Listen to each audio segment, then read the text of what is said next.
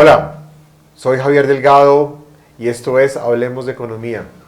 Y estoy aquí con Leonardo Santana, que estuvo invitado hace algunos programas, algunas semanas, y hoy está de nuevo con nosotros esta semana para que sigamos hablando de medio ambiente. Definitivamente creo que por ahí nos vamos a ir, Leonardo, en esta serie de programas, de alguna manera hablar de desarrollo económico desde otra perspectiva, pero haciendo énfasis y mucho acento en el desarrollo sostenible o en el impacto que estamos teniendo en el medio ambiente.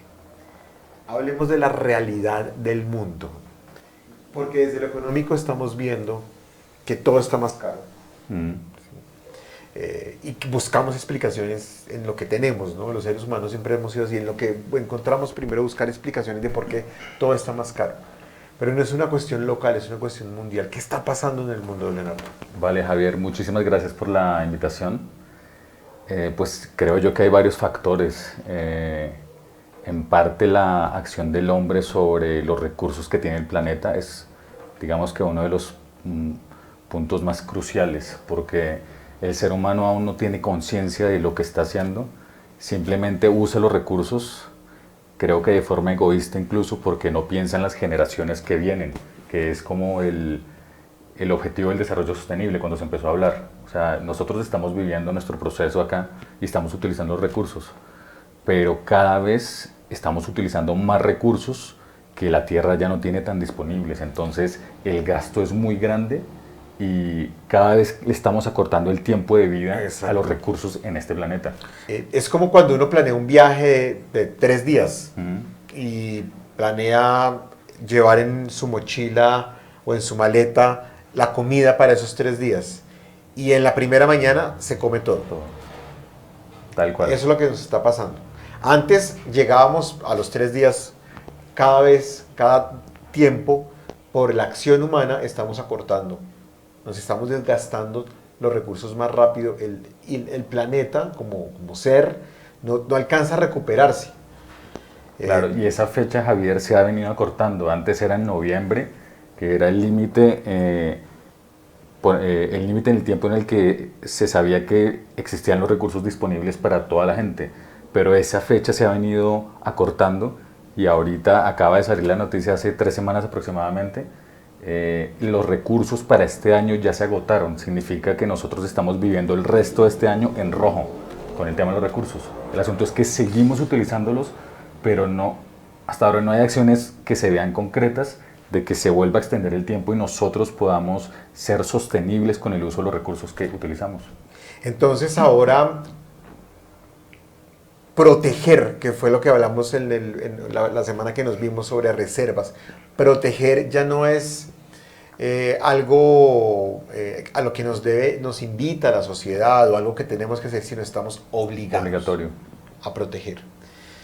Pero estamos acostumbrados a un ritmo de vida. En economía, por allá en alguna semana que hicimos unas clases de economía a través de este espacio, hablábamos de la capacidad que tiene el planeta de reformarse y cómo podemos tener una capacidad también de transformar la velocidad con la que estamos consumiendo. Pero tenemos una inercia. Estamos acostumbrados a un estilo de vida, estamos acostumbrados a una velocidad de consumo y frecuencia de consumo. Y algunos cambiamos la mentalidad por solo sensibilidad, pero ahora, como decíamos, estamos obligados. Y por eso queremos darle este enfoque haciendo acento en el impacto ambiental, para empezar a invitarnos a transformar poco a poco nuestra forma de vida. Entonces la realidad es esa. Por ahí una comisión de expertos de Naciones Unidas, no sé si recuerda Leonardo, dice que ya pone una fecha, ¿no? 2040. Si seguimos haciendo las cosas como las estamos haciendo, 2040... Es que, Javier, lo que hablábamos es el tema de la concientización. Eso inclusive lo hablamos en el programa anterior, y es que cuando se habla de recursos, sostenibilidad, ser humano en el planeta, es importante la conciencia de cada uno, pues porque todos necesitamos recursos. El asunto es qué tanto estamos utilizando realmente. El tema del agua, el tema del aire, el tema de los, por ejemplo, los bosques que nos ayudan con el tema del oxígeno. Entonces, como que no somos conscientes y en algún momento vamos a tener que serlos de forma obligada, porque es que ya está en juego la supervivencia de los seres humanos y de las generaciones que vienen. Un poco a poco nos vamos moviendo a incluir a el resto del ecosistema, al resto de especies dentro de las decisiones de planeación de crecimiento poblacional humano. Incluir, pues no su voz, pero sí entender cómo funcionan y qué servicios nos prestan los ecosistemas para tener un desarrollo armónico. Ya trascender lo sostenible, hablar de armónico.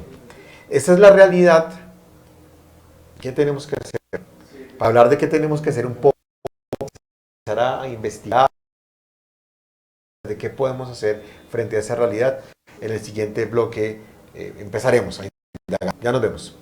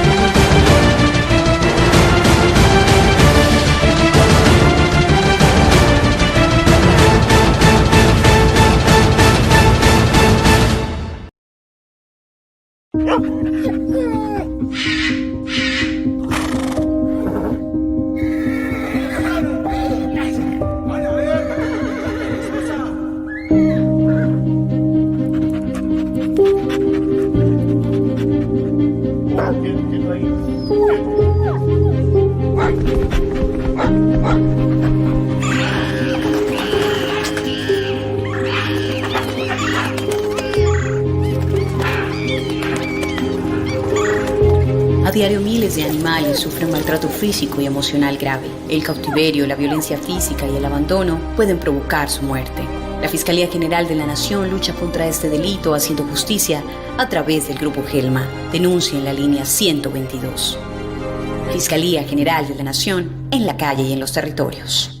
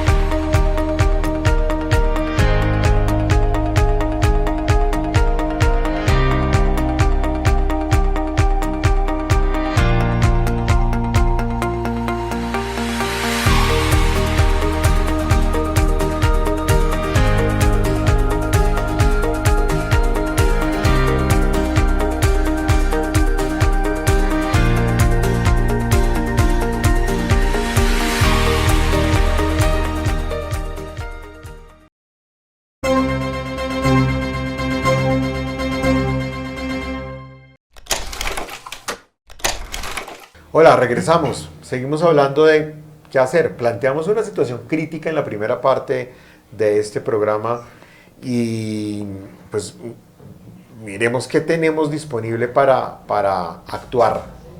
Hay unas realidades que estábamos hablando atrás de cámaras y es, como todo está tan caro, queremos saber por qué, nos damos cuenta que hay una crisis, la crisis ambiental está relacionada con una crisis energética y ya se han generado tensiones sociales que se han convertido en conflictos internacionales por los recursos, por el tener dominio sobre los recursos energéticos tradicionales. Entonces, ahí hay varias posibilidades. ¿Seguimos peleando por lo de siempre o miramos alternativas? Pero las alternativas implican un cambio en la forma como estamos haciendo las cosas, como estamos produciendo y como estamos consumiendo. Repensar la velocidad y la frecuencia de nuestros hábitos de consumo, repensar la velocidad en la que estamos produciendo, sacándole cosas al planeta para ver si alargamos otra vez el tiempo. Oiga, me acordé, les dejo la tarea, busquen en la red, hay utilizando Google Maps, fotografías de Google Maps, hay una imagen, un recurso de imagen que muestra en un segundo, 30 años de diferencia, en un segundo, con fotos de satélite, de cómo se ha impactado el medio ambiente, me acuerdo los glaciares. Pero también hay fotos, por otro lado, de recuperación de bosques por las crisis económicas, se retiran las poblaciones y también por el año que tuvimos de confinamiento por la crisis de la pandemia. Entonces, tenemos evidencia y necesitamos cambiar la manera como estamos haciendo las cosas.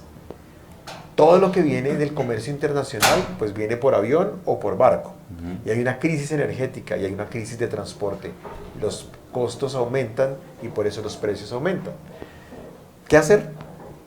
Pues Javier, varias cosas. A nivel general, los países se organizaron ya hace más de 20, 25 años y desarrollaron una cosa que se llamó los Objetivos de Desarrollo del Milenio para el año 2000. Unas metas súper ambiciosas para lograr revertir un poco el efecto de las acciones antropogénicas, o sea, las acciones del hombre en el planeta. Como llegó el año 2000 y no se cumplieron esas metas, se extendió el plazo y se corrigieron algunas. Ahora esos objetivos se llaman Objetivos de Desarrollo Sostenible, los famosos ODS. Son 17, se reformularon en el 2015 y son como el nuevo norte que tenemos digamos que como especie, como seres humanos, para lograr llevarnos bien con el planeta Tierra y con los recursos de los que nosotros disponemos. Entonces, cuando uno lee esos Objetivos de Desarrollo Sostenible, hay unos supremamente interesantes, súper bonitos, cada uno tiene unas metas ambiciosas, pero considero yo que ese es un paso para lograr generar, digamos que esa reconciliación con los recursos del planeta Tierra, que es el que nosotros estamos viviendo. Yo creo que ese es un paso fundamental. Es importante porque es un acuerdo mundial y no solamente son los objetivos redactados, sino se despliegan metas específicas, compromisos que han sido firmados como acuerdos por los países, indicadores, y cada país debe reportar cuál ha sido su avance en esos compromisos. Ahí hay oportunidades porque a través de recursos de cooperación internacional se pueden desarrollar proyectos que le aporten a esos objetivos de desarrollo sostenible. Yo pienso también, algo que empecé a analizar en pandemia, en la oportunidad, lo que voy a decir, ¿no? La oportunidad de haber estado en confinamiento y analizar la transformación de las dinámicas de interacción.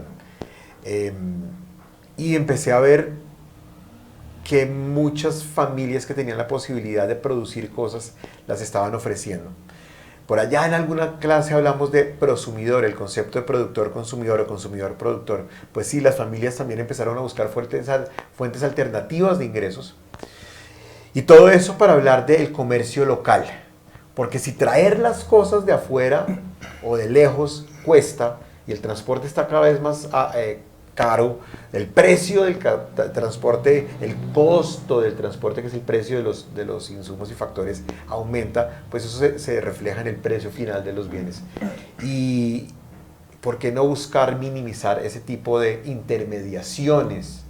Y ahí es donde las tecnologías de información y comunicaciones empiezan a ser una alternativa de aprovechar esas oportunidades. Vienen las famosas startups o las iniciativas de desarrollo tecnológico, empresas en esta nueva generación de minimizar el número de intermediarios para que la relación sea directa entre el productor y consumidor final. Y las plataformas ayudan.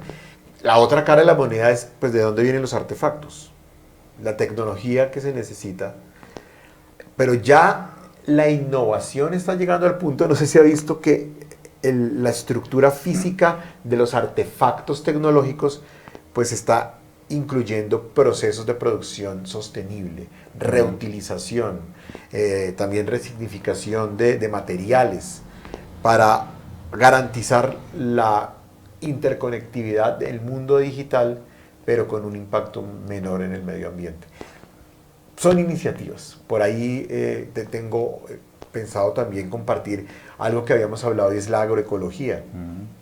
El comercio, el consumo, producción y consumo de productos agroecológicos también requieren consumo inmediato, menos preservantes, mejorar la salud y mejorar la economía de los pequeños productores.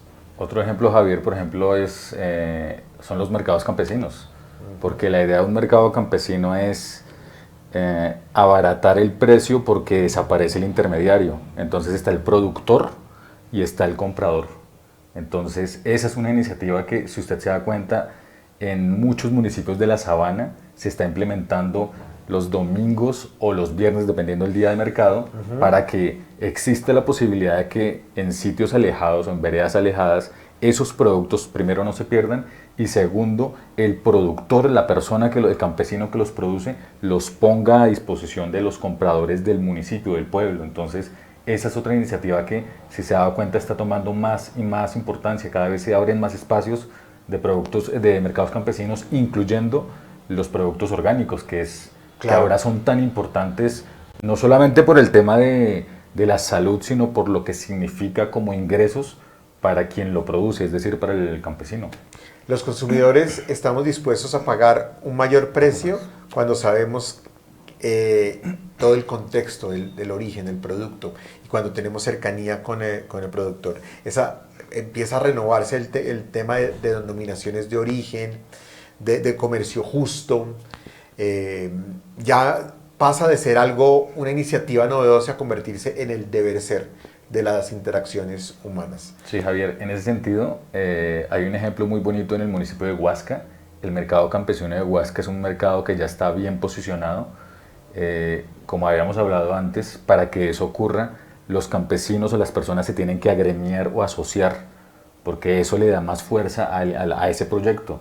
Y el ejemplo de Huasca es que efectivamente allá están trabajando temas orgánicos, y fuera de eso, organización seria para que el mercado campesino se mantenga sin importar el alcalde que esté de turno.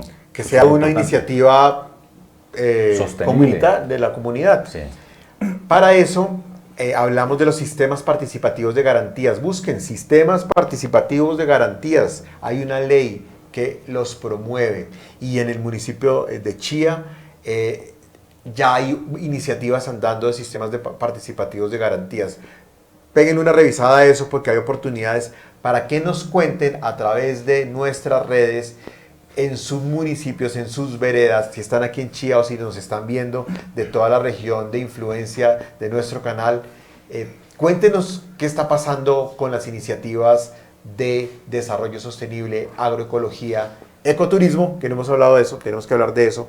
Vale, ecoturismo también es supremamente importante, porque es una forma de generar ingresos sin humo, básicamente. Y protegiendo el medio ambiente. Exactamente. Muchísimas gracias, nos vemos en una siguiente oportunidad.